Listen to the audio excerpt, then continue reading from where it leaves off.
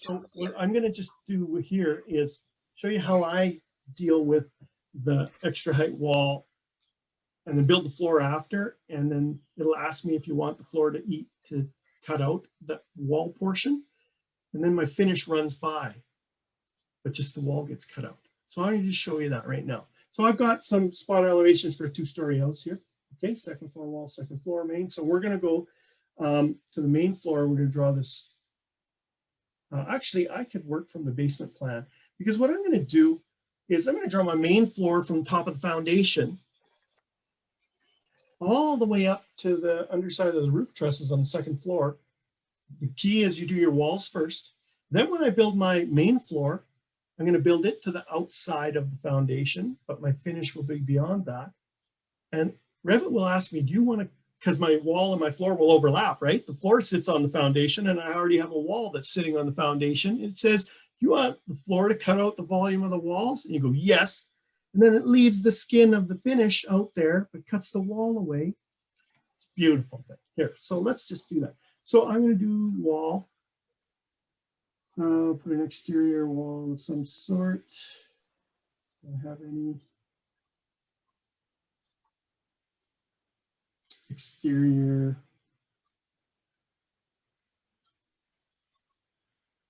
There, with, I'll do this one. 6-inch plus a finish, a 1-inch finish. So it's really important that this wall has a finish on it. I'm going to show you that when we edit it. I've got something outside that core boundary. I've got a stucco, 1-inch stucco, okay? My core boundary includes my studs and my sheathing, which I haven't drawn sheathing, but that's there. And then an interior finish beyond the inside of the core boundary. So it's really important that the studs and the sheathing are in this core boundary. Now, do you agree? I've left it at 5.5 so that I get a clean 6-inch nominal wall. All right, so I just want to defend that right now. So I'm going to leave that and say okay to that. And I'm going to build this thing from, I know it says we're in the basement plan, but because I'm starting from the foundation level, it doesn't matter. I guess I won't see that. Let's go to main floor. Sorry, guys, main floor.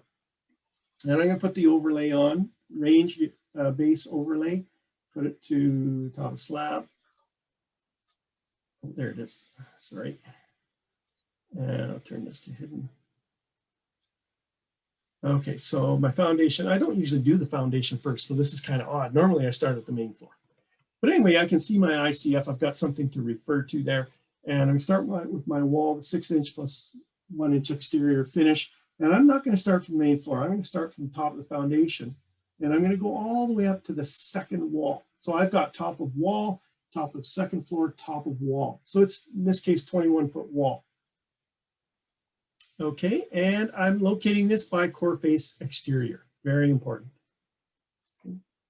And so I'm just going to build this thing. And you can see if we zoom in how that 1-inch finish is sticking beyond the foundation, right? Because I'm doing core boundaries. And that makes sense. And I'll close this baby off. Okay, so let's look at this thing.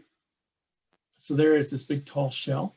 And you can see it's sitting right on the foundation. If we go to a section, oh, it's not that one. If we go to the building section, you can see it's sitting right on the foundation wall, and you can see the exterior siding is where it should be, right? We need the exterior finish to come down to the foundation wall. I haven't shown a sill plate. That'll be part of my detailing or whatever. But I want to show you that there's no floor in here right now, right? So if I put my line weights on, there's no floor. So let's put our floors in now. So I'll go back to the main floor. And I'm not going to worry about a stair opening right now. I'm going to put in a floor. I don't know I have to go to my section and figure out what have I allowed from floor to foundation. Foundation is 98.5, so that's a 7 and 12, 19-inch floor assembly. 19-inch, so that's an 18-inch floor truss with a 1-inch subfloor. Anyway, I'm just going with what's here, okay? So don't let that confuse you. So I'm on the main floor, and I'm going to do a floor. And I'm going to pick a pre-made floor that is 18 plus 1 subfloor. Okay, there's my 19 inches. That's predetermined. That's what works with my spot elevations. So, and I'm starting at the main floor with no offset. And I'm using the wall clicker thing. And it's picked that outside boundary. And that's what I want it to do. If it won't automatically pick that for you when you flip it or whatever, I want to go to the outside boundary for the floor because that's where the construction of the floor goes. And by having done the wall first and overlapping it with the new floor, it'll ask me if it wants to cut the wall out. And that's why I'm doing it like this. So I'm just going to pick on these. Make sure you get your main floor, not your foundation wall. And so that looks right. It's all at the core boundary. My floor is going right to the core boundary. It's set at the main floor. And let's accept this. Now, here it is. The floor roof overlaps the highlighted walls. Would you like to join the geometry and cut the overlapping volume out of the walls? Yes. If I say no, the walls will maintain all the way down and the floor will stop. So watch this. When I say yes, and let's go to our building section. Look at that. It's a beautiful thing. You can see that finish goes out. There's the wall. There's the floor. It's beautiful. And we'll do the same thing for the second floor.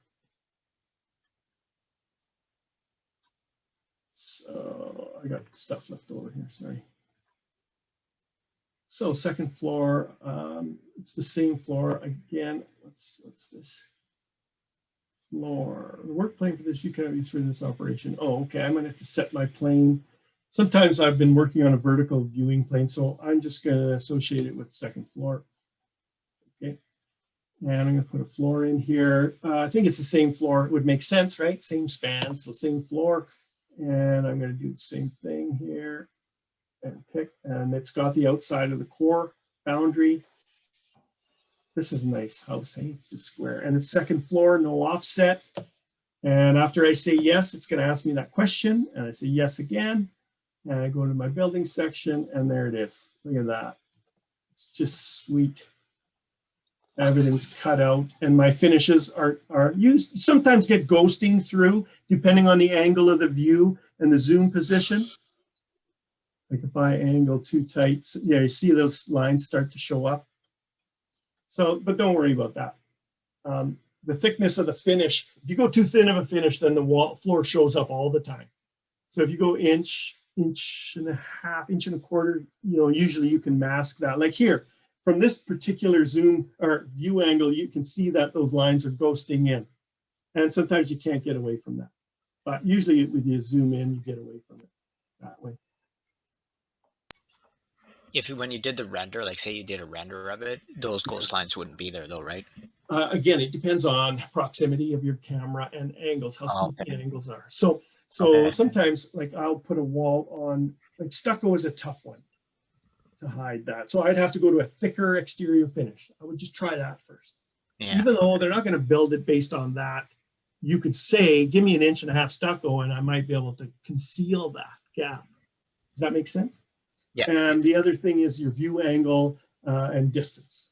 Yeah. So there's many parameters, but that to me is the fastest way I know of getting that wall to be built and taken out without me having to do a wall here, edit the wall, and I've done this before where I edit the finish so I can just drag the finish down.